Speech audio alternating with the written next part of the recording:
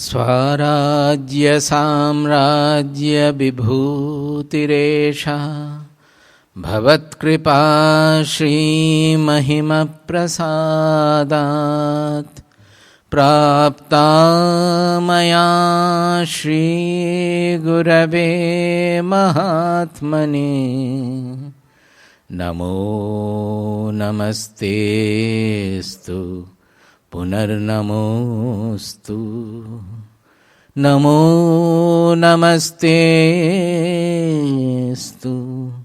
पुनर्नमोस्तु नमो नमस्तेस्तु पुनर्नमोस्तु नमस्तस्मै सदैकस्मै कस्मै चिन्महसे नमः यदेतद्विश्वरूपेण राजते गुरुराजते यदेतद्विश्वरूपेण राजते गुरुराजते. Hari.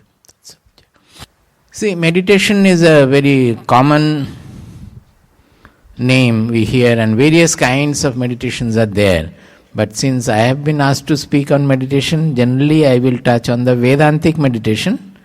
I may refer to other meditations also, but basically I will speak about Vedantic meditation. Truly speaking, fully Vedantic, we talk about Nididhyasana, not Dhyana so much. But more or less I will try to integrate everything. See, in the objective analysis of the universe, as we do in objective sciences, right in the beginning, it is based on an assumption that we are a product of nature, so we cannot analyze the same nature being a product of it. So we will analyze the world as we perceive, and we will never inquire into the subject that we are who is perceiving the world.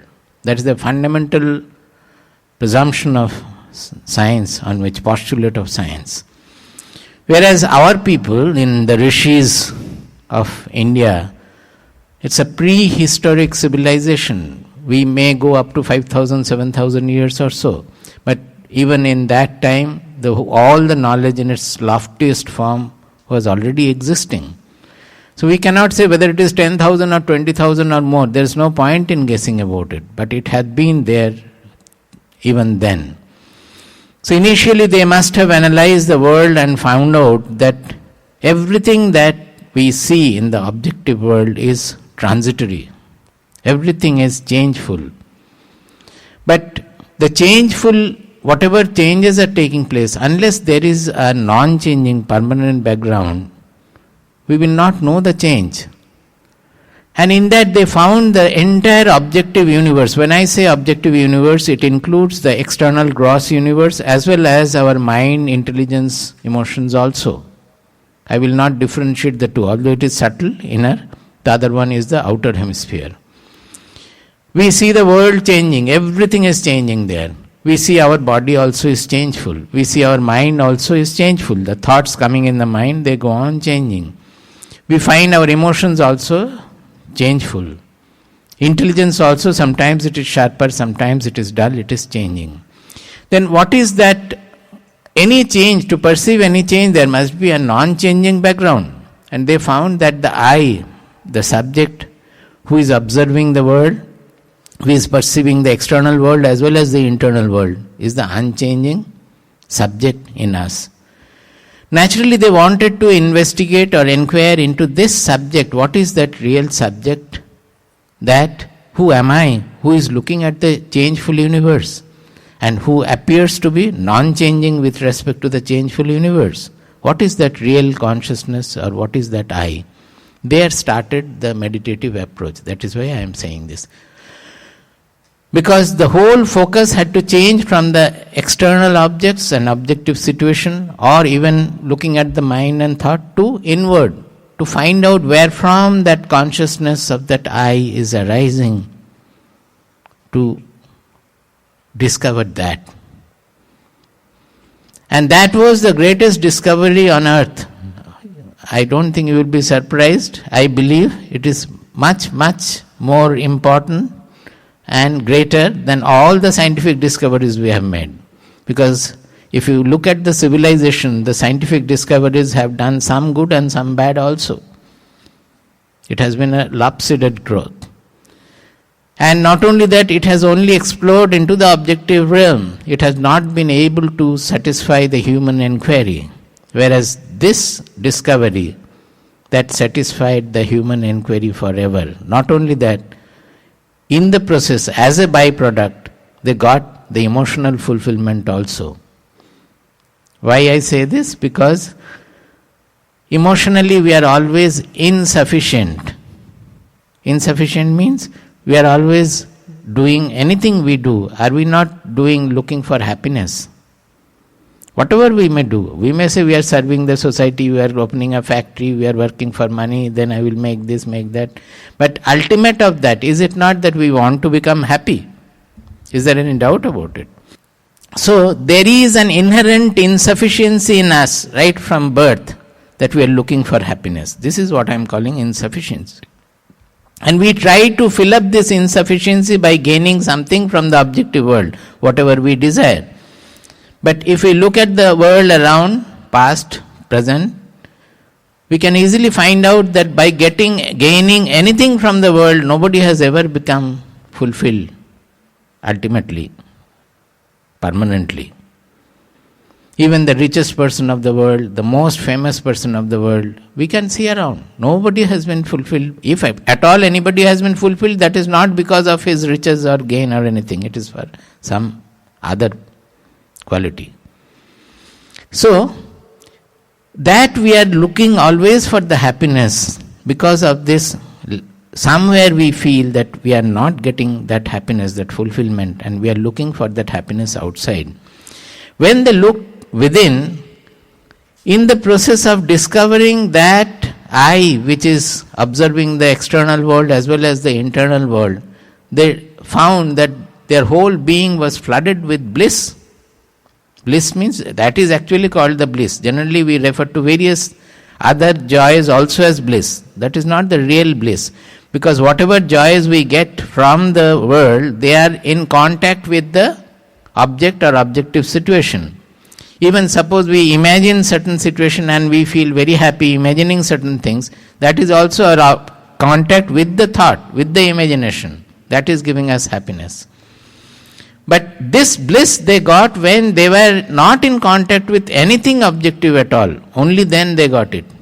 That means when they forgot the whole world, they forgot their own body-mind personality looking for this discovery. That also was forgotten.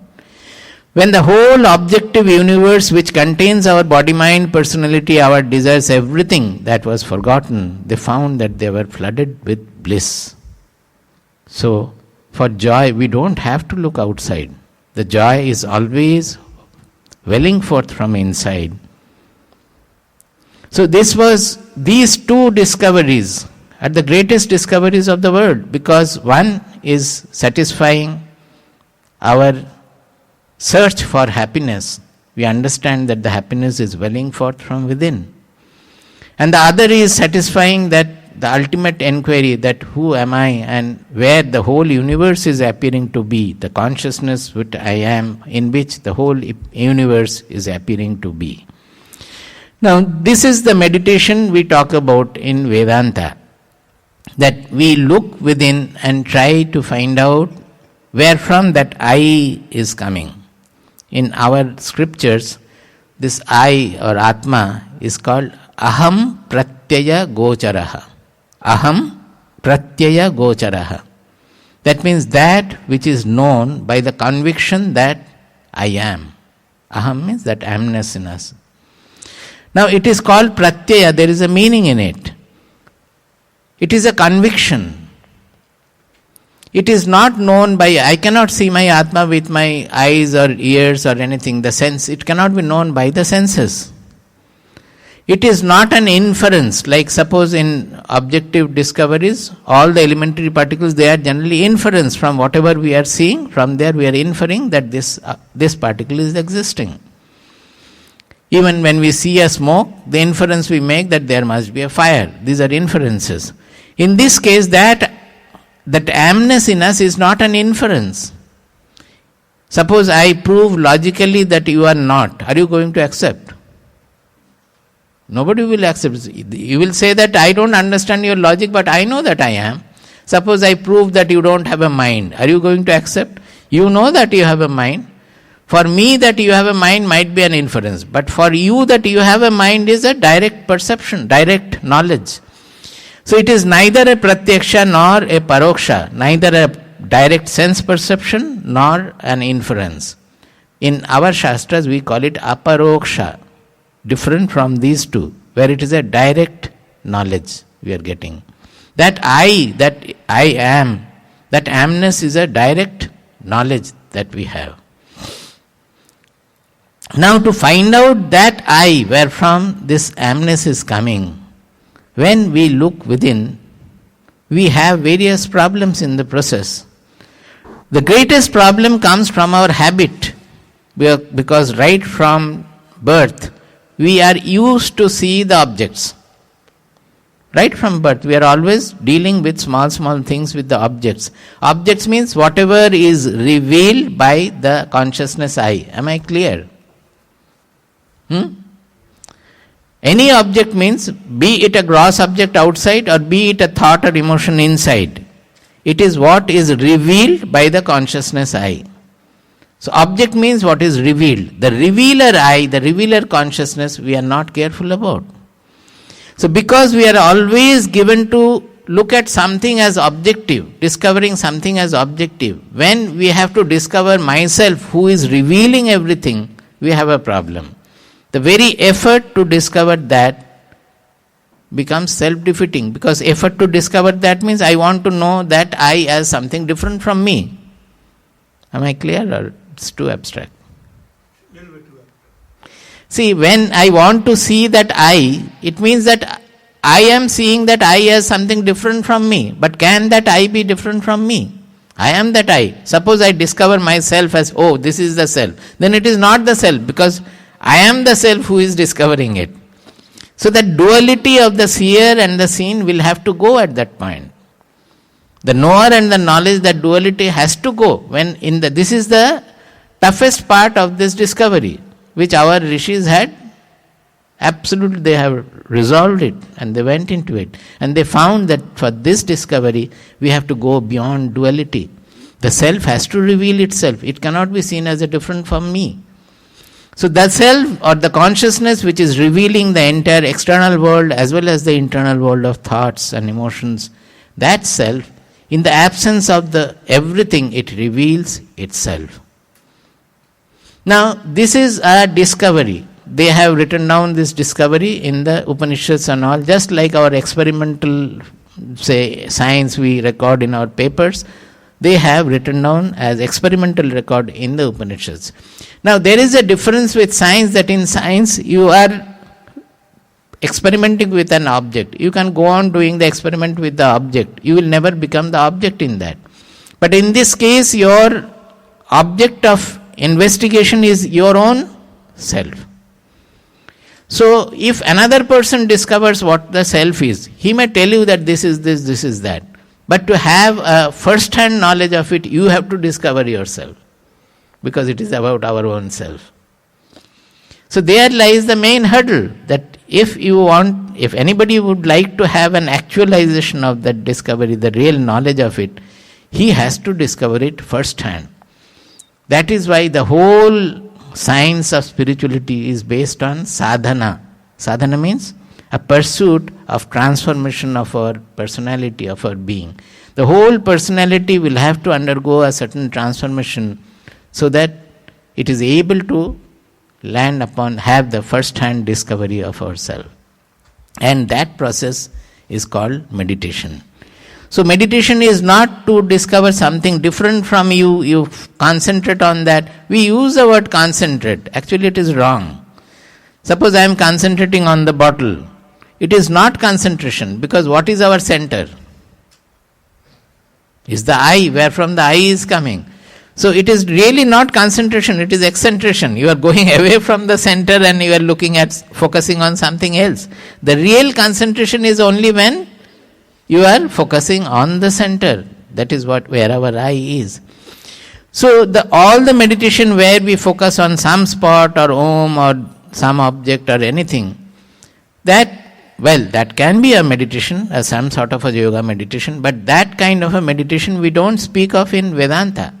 The Vedantic meditation is only to find out, discover first-hand ourselves. In Vedanta, actually, it is called as Nididhyasana. That is, it is the whole Vedantic pursuit is Shravana, Manana, Nididhyasana. You hear about the truth from a knower, then you go on analyzing with your buddhi, with your intelligence, that everything, that the Shastras say that the I is universal one, I don't feel it, I feel that the I is limited by the body, mind, personality. So what is the difference? Why am I feeling this difference? Like that, the introspection should go on till we become absolutely doubtless. When we become absolutely doubtless, then the buddhi will no longer bring in its analysis and its effort. That buddhi will become effortless. Then we constantly go on contemplating on the truth. That is called Nididhyasana. It is called Eka Tattva Ghanabhyasa. Eka Tattva means we have known that the truth is one, not only one, it is transcendental. And on that, Ghana means there is no intermittent gap or anything. Constantly the mind remains on that till it gets dissolved in the truth and realizes that this is what I am. Becomes a first-hand discovery. Till then, this meditation goes on. Now, if you go over to the yoga, generally we are exposed to Patanjali Yoga Darshana, Yoga Sutras. There also, it is the same thing they will say. There, he will say that the primary condition for meditation is 3. One is Sukhasana. That means you must sit in a very comfortable posture. So that, why? Because if you have to forget the body, if you are not comfortable, then you will always, the mind will go to the body. Here is pain, there is pain, I have to sit like this, sit like that. Mind will be full with the body sensations. So first is the Sukhasana, or a very comfortable posture. The second is Prayatna Shaithilya. Prayatna means effort. Shaithilya means loosening that. That means in English it means effortlessness. Effortlessness. There should not be any effort at all. Even the effort of the buddhi that I am trying to discover the self or discover that I, it is an effort. Until we leave that effort, we will try to see the self as different from myself, as I said just now. Are you able to follow that? So that effortlessness is extremely important to deal with our always seeing the object, that even the subject when we want to see, we try to objectivize it and see. So the second is Prayatna Shaithilya, or effortlessness. So when we sit in the Sukhasana and we forget the body, thereafter it will be the mind will go on putting various effort, the intelligence will go on putting various effort. So we have to relax. We will find that there are so many knots in our mind, in our memory, everywhere, that as if the stress we feel, the strain and the stress particularly we feel, they are like knots in our system. So relaxing them one after another, we will find that all the efforts are getting relaxed. Then they say Ananta Samapatti. The third one is Ananta Samapatti. That means you induce infinitude in yourself, but effortlessly, not with effort. That you try to bring in infinitude, it won't happen like that. That means in becoming effortless, you have to simply get spread out in infinitude. There cannot be any binding, limiting forms appearing there. That also will help us to get rid of all the world impressions which our consciousness is always revealing. From that, the consciousness revealing itself to that point. The same thing if you go into the Upanishads, Kathopanishad has got a beautiful shloka there, where it speaks about the state of samadhi. This samadhi is the ultimate of meditation. When we say samadhi, we generally mean nirvikalpa samadhi. But there are so many other samadhis, 24 kinds of samadhis are there. Many more can also be defined. But generally when we mean samadhi, means the nirvikalpa samadhi we mean, where we have the self-experience. That. Now there it says that yada panchavatishtante jnanani manasa saha buddhishtana vicheshtati tamahu paramam gatim. That is called the supreme state. Tam ahuhu paramam gatim. That is called the supreme state. What is called the supreme state? Yada panchavatishtante jnanani manasasaha. When all the 5 organs, sense organs, they are all still, but they are not sleeping. In sleep, they are not awake. Here it is awake, but they are not functioning. Suppose you can walk with your leg, it is not sleeping, but you are keeping them still now. Like that, all the sense organs are kept still. Manasasaha, even the mind, it can think, but it is not thinking at all. It's free of all thoughts. Buddhishtana vicheshtati. The effort of the intelligence to find out or to discover, that is also not there. Because when we start with the aim of discovering myself or so. So always the effortfulness will be there that I want to discover. So initially that aim should be there, but until we leave that aim, that effortlessness will not come. So we have to leave at that point. Buddhishtana vicheshtati tamahu paramam gatim. That is the supreme state where we come to know who am I. Tam yogamiti manyante sthiramindriya dharanam apramattas tada bhavati yogohi prabhavapyayu. This is the next shloka. He says that is called the state of yoga, because yoga is not to getting attached to something external. Because of the world perception, always we are separating ourselves from everything.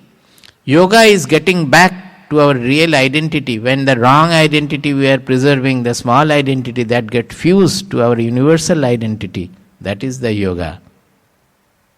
Apramattas tada bhavati. Then we attain the state of attention. Pramada means inattention. Apramada means attention. Apramatta means one who does not have inattention. Because what is happening is that whatever we are seeing, whatever we are doing, working with, every time whatever is revealed, our focus is on that. The revealer is being missed. Suppose this bottle, it is revealed by the consciousness. But our focus is on what is revealed, the bottle, and we miss the consciousness. This bottle actually, unless it appears in the consciousness, we will not know that the bottle, anything. Is there any doubt about it? Anything we perceive, it has to appear in our consciousness. Even a thought, suppose a thought has come. Until it appears in the consciousness, we will not know that a thought has come. Even if you generate a thought by giving some signal to the brain, until the consciousness reveals it, we will not know. So, there also, suppose father's thought has come. Immediately our focus is on father and we start moving. Or the office thought has come. Focus is on the office, what is happening there. We miss the consciousness which has revealed the thought of the office, which has revealed the thought of the father. So we are always missing that revealer. That is our inattention. The attention comes when we understand that it is the revealer we understand, and the whole world we are perceiving, it is appearing in that revealer consciousness. So that is called the state of attention. So this is the aim of our meditation or Vedantic meditation. Now, what more would you like to know? You tell me. This is the ultimate. But how to practice, what to do, all those things, if you have questions, I will reply. Otherwise, this is the ultimate of meditation, what we know of. what the Vedantic meditation is. I have told you in brief, I think I have told you the highest truth in this. Please. How the Patanjali Yoga helps in this meditation? You were referring to. See, same thing, you have to follow the sutras one after another, and they have given various other directions there. Just like Bhagavad Gita, it is a full direction given there, that you try to find out means what? You sit comfortably, then you try to relax all the efforts. In relaxing the effort, that itself is great, because you will find that you are not able to relax the efforts.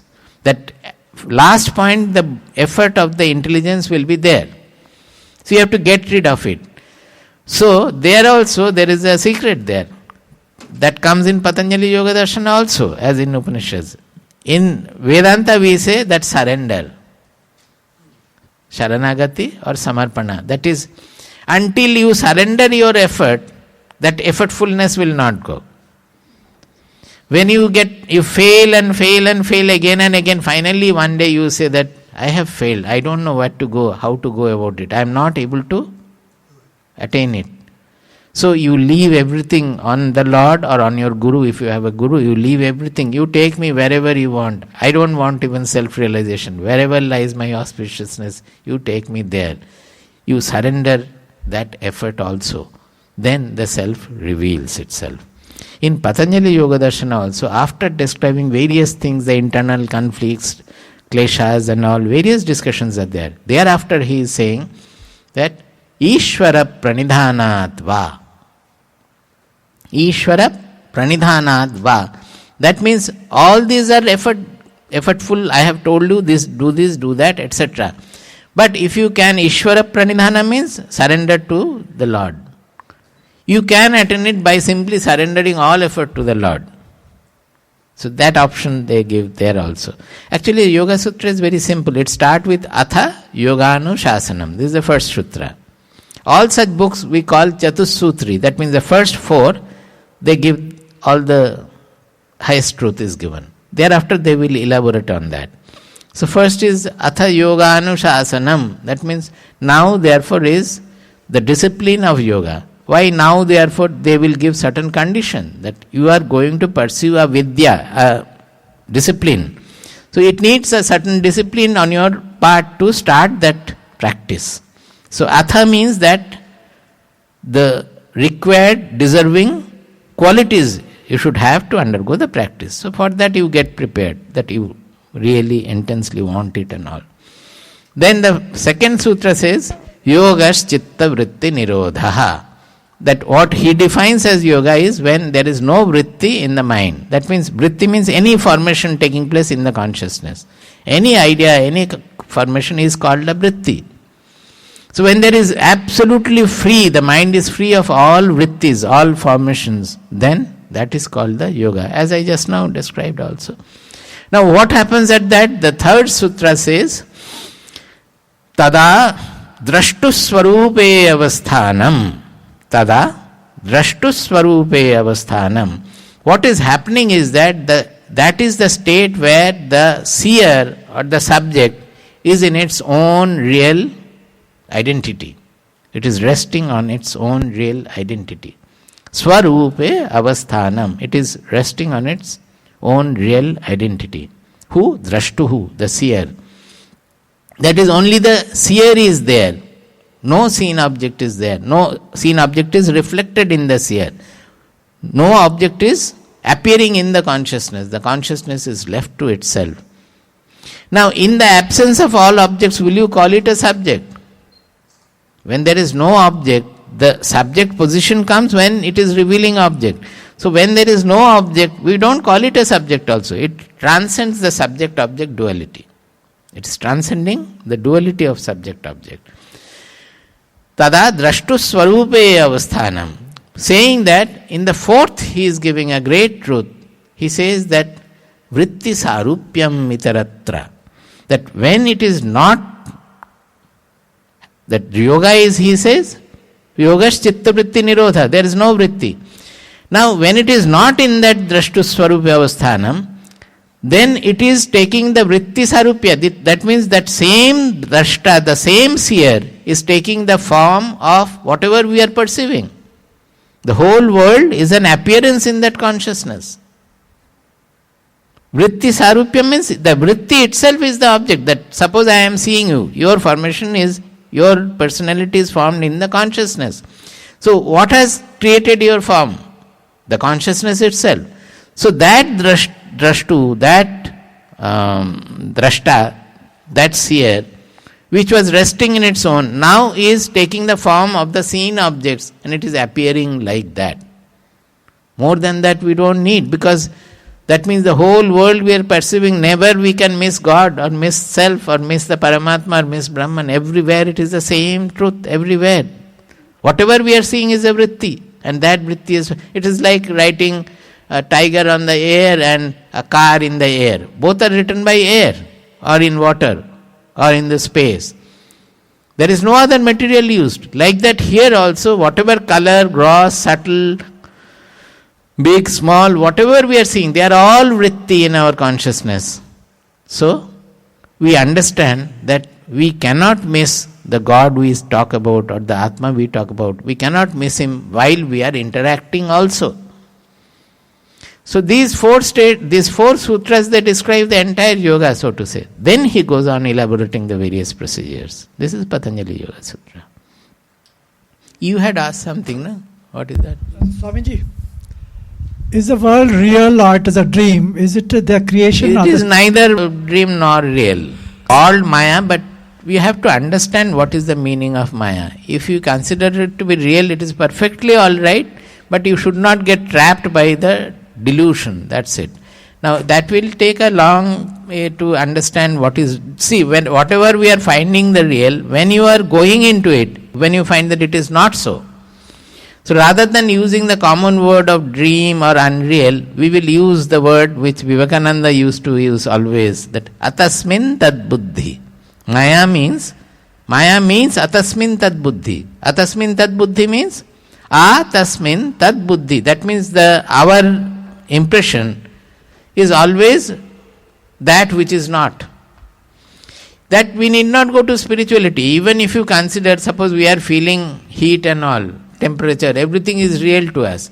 You go to the kinetic theory of heat, there is nothing called temperature, it is only the molecular motion. The statistical effect of it, our nerve is saying that it is a heat. Suppose there is a vessel on the oven which is very hot. When you are touching the vessel, you find that it is hot. Now, if you have a microscopic vision, you look at the whole thing from the kinetic theory point of view, that the vessel is hotter than your finger. So, the molecules of the vessel, they are oscillating at a higher energy. It is faster oscillation. The molecules in your finger, they are oscillating at a lower energy. When such balls which are oscillating more vigorously or which are vibrating less vigorously, they come in contact with each other, what happens? Energy will be transferred from the highly moving one to the slowly moving one automatically. So when you are touching the vessel, these vessel molecules are hitting the finger molecules and transferring energy to your finger molecules. So with that energy, the finger molecules are moving with a higher energy. And that our nerve is showing as something hot. Nerve, and finally in the mind, the whole jugglery is taking place. So is there anything called heat or temperature? Am I clear? Now if you go into the elementary physics level or so, there is nothing like that. As we think of a particle, initially we used to think that as small as we can go, the particle will have its specific space, specific dimension. It is not like that. It's all probability waves or so. It may appear here, same time it may appear somewhere else also. It's all smeared. So, suppose we had a microscopic vision. Will you look as you are looking now? I will see all of your assembly of electrons, protons and neutrons and all that. All will be smearing, and so much of formation also will not be there. It will be all smeared. Wherever your heat is propagating, it will appear different. Everything will be different. So it is our rigid idea of what we are seeing that appears to be true. That is not so. When we say that what we are perceiving is actually the appearance in the consciousness. The materials we are seeing, the bottle is never going into my mind. The bottle remains where we are. What is happening is the light is going only up to the retina. And beyond retina, what is there? It is all the electrical pulses in the nerves. In the brain also, there are electrical and electrochemical signals in the brain. The whole jugglery, where is the color gone? Where are the forms gone? They are all created in the jugglery takes place in the mind. So, we should understand the reality, that's all. With that, if you call the world unreal, or what did you say, use the word? Mithya. Mithya. Then, in the world you are using the word mithya. That also is mithya. Do you get my logic? There are more than 7 billion human beings. Each one is perceiving different world. Each one got different mind.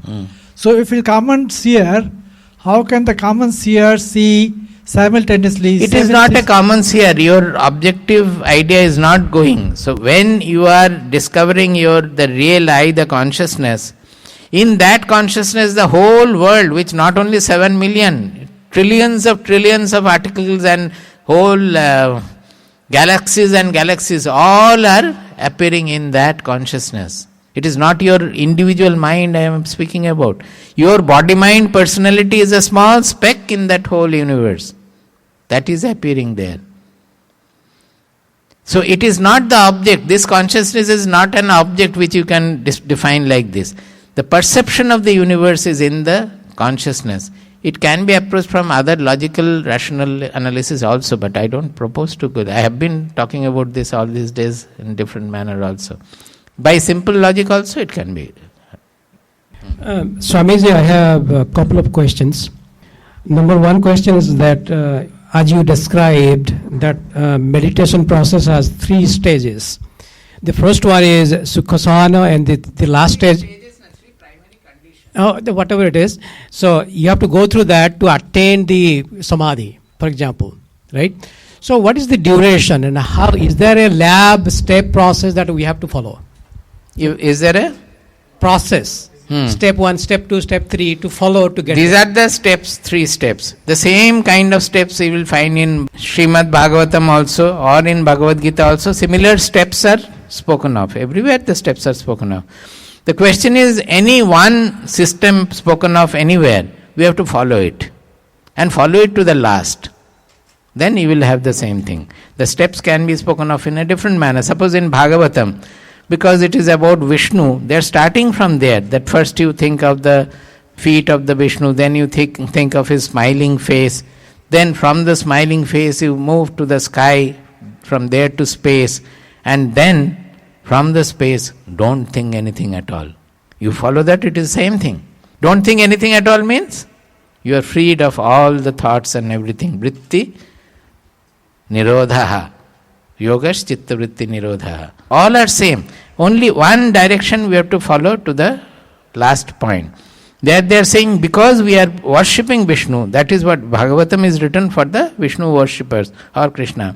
They are starting with the feet which we are worshipping, then the whole body, Shankha, Chakra, Gada, Padma and all. Then you finally go to the smiling face. Why did they say smiling face?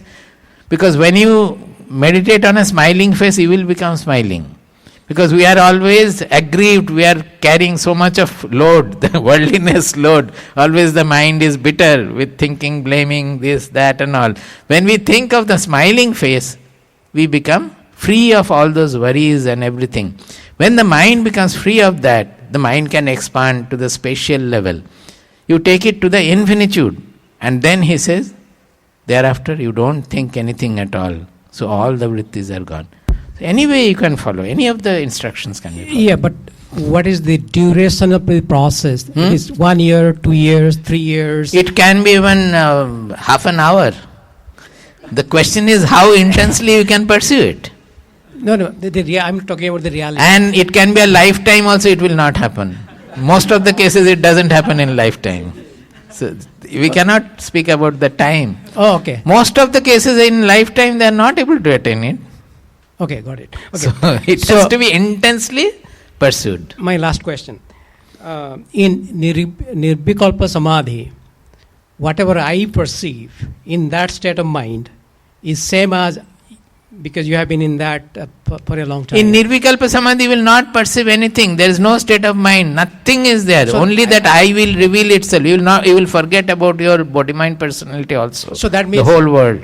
That means your perception at that stage is Anybody getting into Nirvikalpa Samadhi will be the same perception. There mine cannot be and any. yours is the same. Everybody it will be the same because there is no world there. There is no differential notion there. It is beyond all. Even the duality is not there. That I am seeing something is not there. Then it is not Nirvikalpa. As long as I am there and I am seeing something different from that is there. It is not. Because it is beyond that duality also. Subject-object duality also. So can we call that God or it is formless or what? It what is we much call it? better than God because God is only a mental concept, an extrapolation of our causality, which is, I generally call that it is an improper extrapolation. God is only a concept of the mind. But people worship God as formless or with a form. Generally with form they worship. When they go to the formless, then slowly it changes into spirituality. So that is the ultimate. Yes, formless means from where all the forms have come, formlessness also come. That is the transcendental. We cannot call it formless also. God is formed as well as formless because where from the formed has come? It is from the God only. So He is beyond form and formlessness. Even Dvaita, Advaita we say, but the last word of Advaita is Dvaita Advaita Vivarjite Samarase Maunam Param Sammatam. Dvaita Advaita Vivarjite Samarase Maunam Param Sammatam. That Advaita we are using to deal with our duality and multiplicity. Our mind is right from birth, it is clinging to the infinite variety. So the one concept of one we are using to deal with the infinite variety. When it is dealt with, that one is again limiting you. Because one means there is a concept of two behind that, or multiplicity behind that. So one has to transcend that one concept also. That is why it is not called monism, it is called non-dualism. The duality has to go. So when in interest of time. But I did not say the meaning that Dvaita Advaita Vivarjite Samarase Maunam Param Sammatam, because you cannot express it. It becomes Maunam. The silence is the last word. Yoga is a Sanskrit word and which has been common. Now people, lot of talks and literature, they say meditation. So what is the difference between meditation and yoga?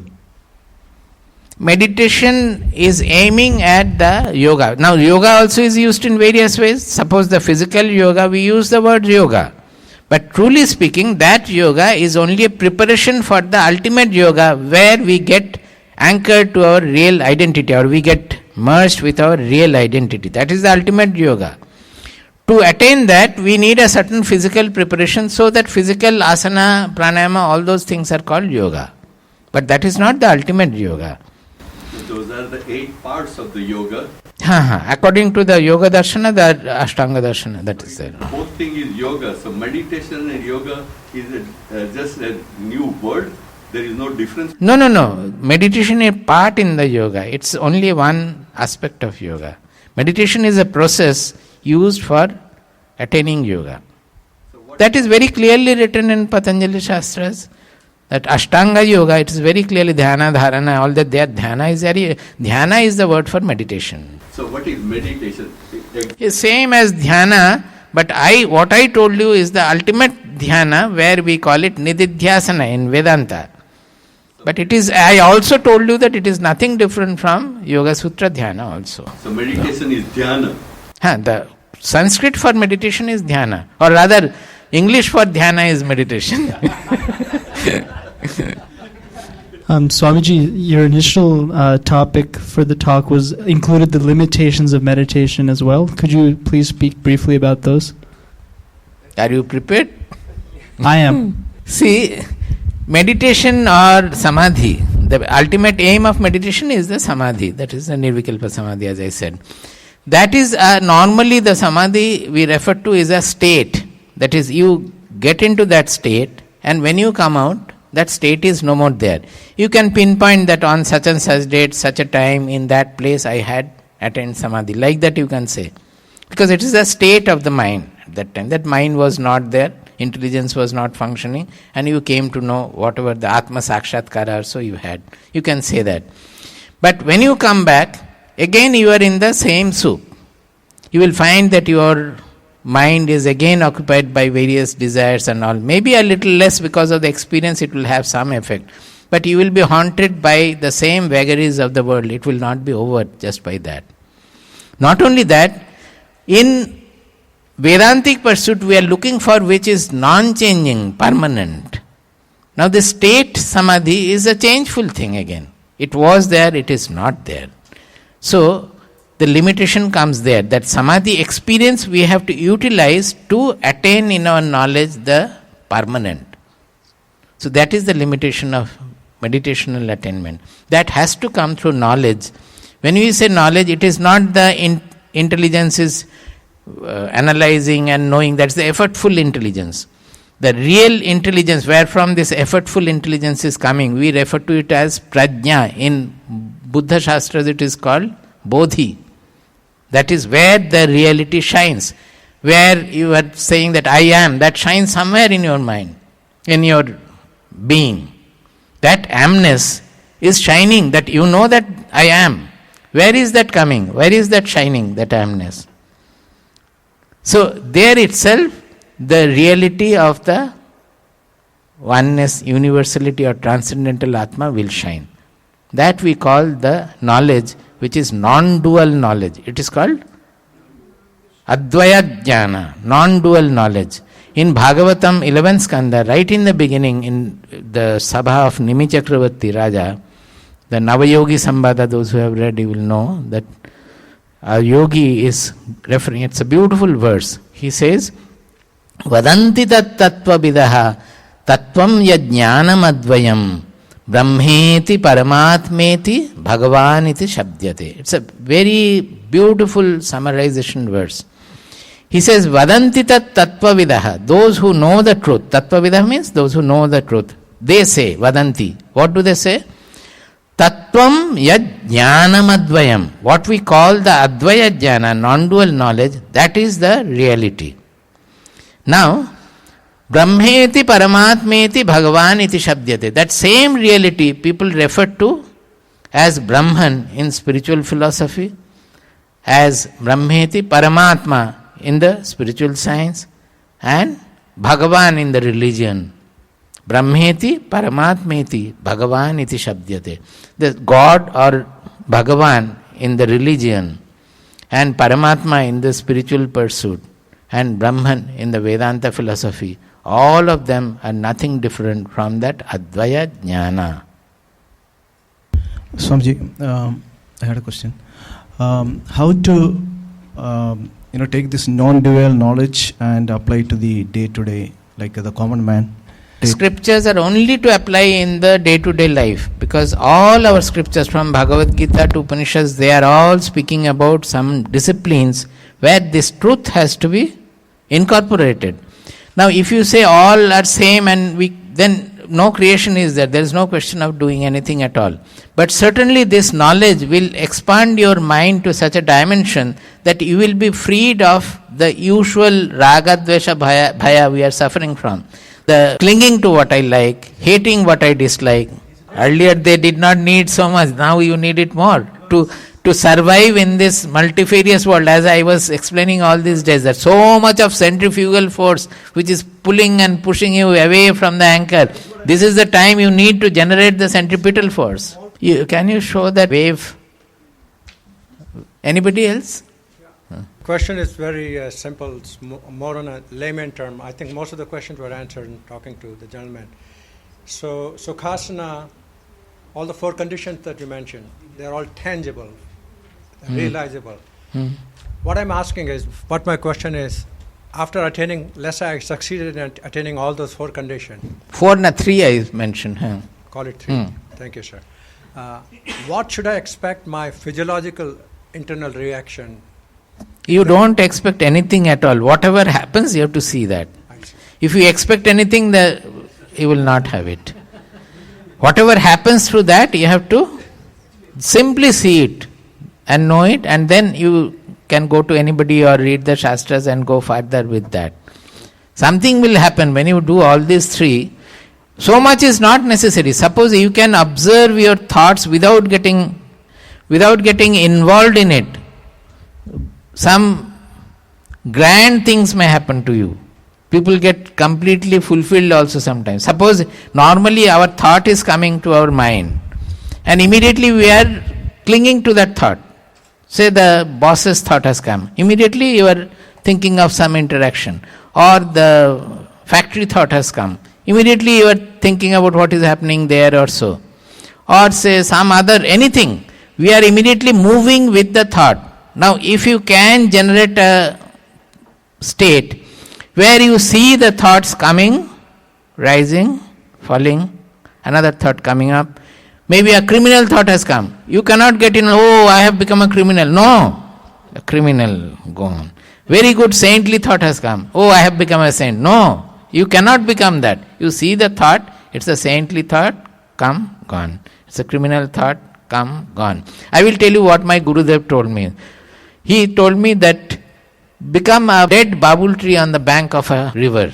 Babul tree, you know, that thorny tree that is in the arid places. So become a dead babul tree on the bank of a river. To the river, some boat is passing carrying a marriage party. They are merrymaking, going and all. The babul tree does not get down into the river and get into the boat merrymaking with them. It just sees the boat is passing. Next to that, another boat is passing carrying a dead body. The babul tree does not start weeping and going with them to the smashana or anything. It just sees. Like that, whatever is passing, going, just remain a witness to that. You will find that initially you will not be able to do. You will find that you have got involved with the thought. The moment you have got involved with the thought, it is gone. That is always we are imagining and we are loitering in the thought, imaginary world. But if you can remain separate from that and observe for a certain time, you will find great things may happen to you. I will not tell you what will happen. You have to see what is happening. But we have reports of people, those who just did that and came out with great significant discoveries. Any other thing you feel is relevant to what you asked? No. Yeah, one question is with regard to the state of mind. Let's say Nirvikalpa Samadhi is a state of mind that you achieve with some effort or without effort. So the question is, once you get to that state, how long you will stay there? It doesn't matter how long you are staying there, because that time there is no time there. No, but because there is no creation, there is no time. Outer people will say that you were there for 1 hour, you were there for 10 minutes. From our coming up, you can see the clock that 10 minutes have passed or not. But in that state, it hardly matters whether you are 5 seconds or 5 minutes or half an hour. It does not matter at all. And how frequently do you get back to that state? That all depends on if you get in once, it should be enough, is my feeling. You don't need more than once. But Shankaracharya says that you have to repeatedly do it. Shankaracharya says you have to repeatedly do it to get rid of all the vagaries of the mind. That is for another purpose, purification purpose. But Bhagavad Gita says that the purificatory purpose for the general run of people, they need not go for this kind of a practice. They will not be able to. Not that they need not. They will not be able to do it. So for them is to pursue the Samatva Yoga or Bhagavad Gita Yoga, where each interaction is utilized as an instrument for liberation. That is, while you are interacting, you look into your mind orientation and always imbue the Jajna Bhavana or the Samatva Bhavana, whatever Bhagavad Gita is discussed, so that it always becomes uniform, the mind becomes expanded, infinite, uniform. That is the practice of Bhagavad Gita, which is more applicable to anybody in the world working in any field. The other sadhana of repeated samadhi or so, it is not applicable to the people who are interactive in the world so much. They have to resign from the worldliness and get to that. Normally it is so. There can be exceptions, I cannot say. Some people commit suicide after that step. I have never heard of it. In fact, in our Shastras, it is said that all of us have committed suicide. You know, we are called Atmaha. Srimad Bhagavata repeatedly says, Atmaha means one who has killed his Atma. Because what we are really, we don't know. That real Atma, which is not having any fragmentation, any body-mind limitation, which is always unaffected, transcendental, we don't know that we are that. then is it not equal to we have killed our real Atma and we are thinking we are puny human being, always running after things, running away from things. So we are called actually Atmaha. Atmaha means those who have committed suicide. That's the real suicide. We have killed our real identity to become a small identity, always suffering from selfishness and other things. So after Samadhi, people commit suicide, we have to investigate if anybody has committed like that. I have never heard of it. But that whether it was a Samadhi, we have to doubt then. Whether it is after Samadhi or not, has he written anything like that? Generally, Jala Samadhi is very common in Rishikesh, Uttarkashi, because when they find that we don't have anybody, that they are very old or so and there is nothing to be done at all, and people will be burdened if they die like that, they simply walk into the river. It has nothing to do with the attainment of Samadhi or so. It is called Jala Samadhi because they walk into the river. Sir, very briefly, if it's not too personal, I'm very fascinated by your introduction that you are a PhD in electromagnetic theory. In physics, huh? In physics. Could you talk to that? I just see that there may be some connection how you wandered into this pursuit. No, I was given to spiritual pursuit from my birth, so to say. It was there in the gene. As far back my memory goes, I was given to this inquiry into the ultimate truth. And I studied physics also to inquire into the ultimate truth. So in my life, both physics inquiry and spiritual pursuit had been hand in hand, complementary to each other. It was never conflicting at all. And when I found finally that my dedication is going towards more for serving the society on the spiritual ground rather than on the scientific ground, I changed my lifestyle. I went over to sannyasa.